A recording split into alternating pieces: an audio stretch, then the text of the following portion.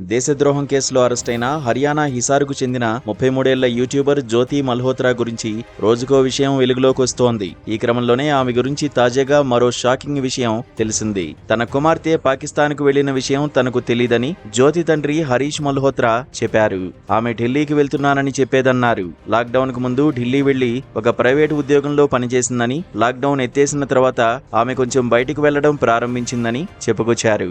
అంతేకాదు ఆమె YouTube channel గురించి తెలీదన్నారు. తన దగ్గర చిన్న ఫోన్ ఉందని, అందులో ఫోటోలు వీడియోలు రావన్నారు. తన కూతురు తప్పు చేస్తోందని నాకు ముందే తెలిసి ఉంటే నేను ఆమెను ఎక్కడికి వెళ్లనిచ్చేవాణ్ణి కాదన్నారు. ఆమె నిజంగా తప్పు చేసి ఉంటే శిక్ష పడాలని మీరు కోరుకుంటున్నారా అని అడిగిన ప్రశ్నకు కాలమే సమాధానం చెబుతుందన్నారు. అయితే గతంలో ఆమె పాకిస్తాన్లో వీడియోలు తీసిందని చెప్పిన ఆయన ఇప్పుడు తన మాట మార్చడం గమనార్హం. ఆమె ఇంట్లోనే వీడియోలు తీసేదని తాజాగా చెప్పుకొచ్చారు. వీటిలో ఏది నిజం, ఏది అబద్ధం అన్నది చర్చనీయాంశంగా మారింది.